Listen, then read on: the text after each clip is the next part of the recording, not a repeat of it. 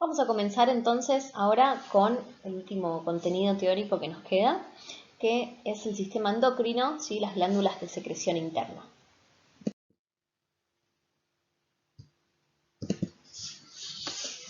Bien, entonces para hablar de secreción interna o endocrina, tenemos que hablar primero de las hormonas.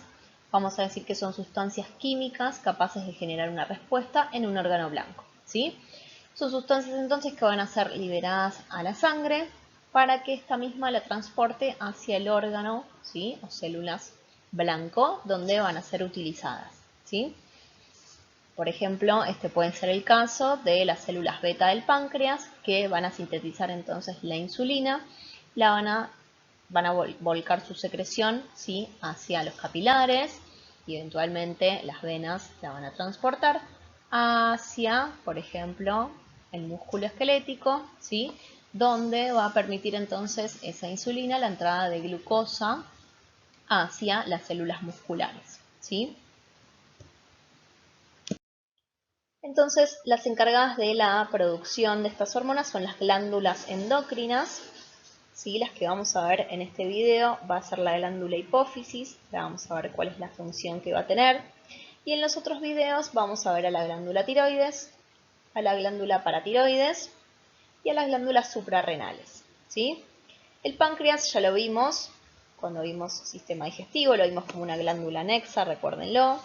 Testículos y ovarios también lo vimos en sistema reproductor. Riñones también vimos que iban a tener una importancia en la síntesis de eritropoyetina, que es una hormona que estimula la producción de eritrocitos o de glóbulos rojos, ¿sí? Y el hipotálamo también lo vimos en sistema nervioso central, pero en este video también lo vamos a desarrollar en una pequeña proporción. Vamos a hablar entonces ahora de la glándula hipófisis, también llamada glándula pituitaria, ¿sí? Vamos a ver que va a estar muy relacionada con el hipotálamo, ¿sí? Acá se está representando al hipotálamo que está formado por diferentes núcleos y básicamente la hipófisis va a ser una glándula que va a responder, ¿sí? A diferentes hormonas que se secretan a nivel del hipotálamo y que tienen entonces una influencia en la respuesta que va a dar la glándula hipófisis, ¿sí? Vamos a situarla primero, vamos a decir que está ubicada en la silla turca. Esa silla turca pertenece al hueso esfenoides, ¿sí? Que hace como una vueltita que vemos acá. El hueso esfenoides ya lo vimos cuando vimos huesos del cráneo, ¿sí? Para que se ubiquen donde estamos. Y vamos a decir que esta glándula hipófisis va a estar formada por dos lóbulos. Uno va a ser un lóbulo anterior, al cual llamamos adenohipófisis, y otro va a ser un lóbulo posterior, al cual llamamos neurohipófisis, ¿sí? Se los muestro de nuevo en esta imagen. Tenemos la hipófisis anterior o adenohipófisis y la hipófisis posterior o neurohipófisis. Vamos a ver ahora una diferencia entre la adenohipófisis y la neurohipófisis, ¿sí? La hipófisis anterior va a estar conectada con el hipotálamo por un sistema portavenoso.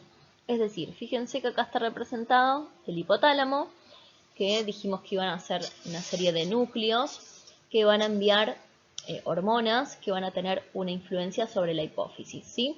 Pero cómo viajan esa secreción nerviosa, si esas células neurosecretoras, fíjense que acá se representan los cuerpos neuronales que se encuentran en los núcleos del hipotálamo y fíjense que acá se representan los axones que van a liberar esas hormonas, ¿sí?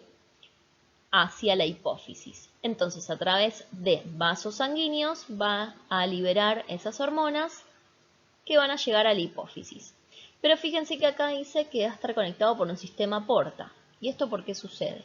Vamos a tener arteria, capilares. En estos capilares van a ser liberadas las hormonas que provienen del hipotálamo, que son básicamente factores liberadores de otras hormonas o inhibidores, ¿sí? O sea, puede tener una respuesta tanto de estimular la producción de hormonas a nivel de la hipófisis como de inhibición, como en el caso de la prolactina, ¿sí?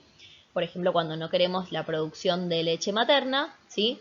El hipotálamo constantemente va a secretar una hormona que se llama inhibidora de prolactina, ¿sí? Bien, entonces tenemos los cuerpos neuronales, los axones que liberan a esas hormonas, ¿sí? Pero fíjense que vamos a tener capilares, ¿sí? Donde se liberan esas hormonas, y luego vamos a tener, acá no lo está diciendo, si no figura, pero es una vena, ¿sí? Porque tenemos arteria, capilar y vena. Pero luego de esta vena vamos a tener otro capilar y luego vena de nuevo, ¿sí? ¿Se acuerdan que habíamos dicho que esto se iba a llamar sistema portavenoso? Y la función que va a tener va a ser la de que yo necesito que las hormonas que provienen del hipotálamo den una función específica a nivel de la hipófisis. Por ejemplo, yo tengo a nivel del hipotálamo, voy a secretar hormona liberadora de tirotrofina, ¿sí? ¿Qué es eso? Es una hormona, la tirotrofina, ¿no? Que se sintetiza a nivel de la hipófisis. Entonces, a nivel del hipotálamo yo secreto hormona liberadora de tirotrofina, ¿sí? Entonces, libero acá, ¿sí? La dejo en la sangre y ahora voy a estimular entonces a nivel de la hipófisis la producción de esa tirotrofina, ¿sí? Entonces, ¿qué va a hacer la hipófisis? A través de los capilares, una vez que sintetiza esta tirotrofina, la va a depositar, ¿sí? En esos capilares y a través de las venas esa hormona va a ser transportada hacia el órgano blanco que va a ser la glándula tiroides, ¿sí? Y ahora vamos a ver qué función estimula a nivel de la glándula tiroides, ¿sí? Pero entonces, ¿por qué hay un sistema portavenoso acá? Porque yo necesito que lleguen primero las hormonas provenientes de la hipófisis, que estimulen una respuesta en la producción hormonal de la hipófisis y que luego esa hipófisis, a través de los capilares, también libere, ¿sí? La hormona que estamos necesitando, por ejemplo, hormona tirotrofina, para generar una respuesta en la glándula tiroides, ¿sí? Esto mírenlo varias veces, escúchenlo varias veces para entenderlo bien. Mientras que la hipófisis posterior o neurohipófisis va a estar conectada, fíjense que acá también se representan los somas neuronales, y acá tenemos los axones que llegan directamente hacia los capilares, ¿sí? de la neurohipófisis. Entonces, la conexión del hipotálamo con la neurohipófisis va a ser a través de axones, ¿sí? Es decir, directamente a través de sus neuronas. Entonces, ¿qué hace acá? Estimular justamente lo mismo, ¿sí? Libera entonces a sus hormonas y estimula una respuesta a nivel de la neurohipófisis para que libere, ¿sí? Sus hormonas y a su vez a través de la sangre, en este caso de la vena, que sea transportada hacia los órganos blancos, ¿sí? Por ejemplo, la oxitocina a nivel de las mamas, ¿sí? Y del útero, y la ADH a nivel de los túbulos renales. Ahora vamos a ver cómo se relaciona con eso. Bien, entonces, acá, fíjense, no se equivoquen porque recién la habíamos visto como estaba al revés, ¿sí? Antes acá estaba la hipófisis anterior y acá la posterior. Ahora está al revés. Acá tenemos el lóbulo anterior y acá tenemos el lóbulo posterior. Acuérdense entonces que acá tenemos una conexión del hipotálamo, ¿sí? Con la adenohipófisis a través de sus axones y vasos sanguíneos, mientras que entre el hipotálamo y la neurohipófisis tenemos esa conexión a través de las neuronas, ¿sí? Vamos a ir primero a la adenohipófisis o hipófisis anterior y vamos a ver las diferentes hormonas que se van a liberar, ¿sí? En esta región y qué efecto van a tener sobre sus órganos blancos.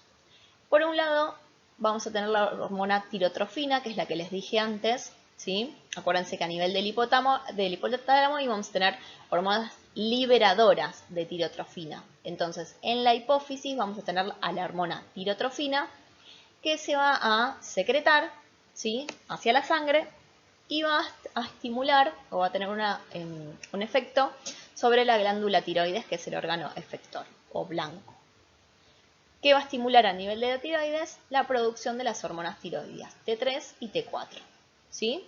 Que ahora vamos a ver en otro video. Fíjense que también va a secretar la hormona adrenocorticotrofina o ACTH, que va a estimular la liberación o la producción de adrenalina y de noradrenalina a nivel de la glándula suprarrenal, que esto también lo vamos a ver en otro video. Fíjense que a nivel de las glándulas mamarias y de la mama, va a liberar a la hormona prolactina, que a nivel de las glándulas mamarias va a estimular la producción de leche materna, ¿sí? Luego tenemos la hormona de crecimiento o somatotrofina, que a nivel, por ejemplo, de los huesos, va a estimular el crecimiento, ¿sí?, longitudinal de los mismos, ¿sí? Y luego fíjense que tenemos a las hormonas folículo estimulantes y luteinizantes, o FSH y LH, ¿sí? Entonces, que se sintetizan en la hipófisis, que se liberan a la sangre y que van a tener diferentes efectos sobre, en este caso, las gónadas, ¿sí? Básicamente el efecto que van a tener es la producción en los ovarios de los óvulos y de los testículos de los espermatozoides. Por otro lado, a nivel del lóbulo posterior o neurohipófisis, va a haber síntesis, ¿sí?, y liberación de dos hormonas. Una va a ser la hormona antidiurética, que va a estimular la reabsorción de agua, es decir, que va a disminuir la diuresis a nivel de los túbulos renales.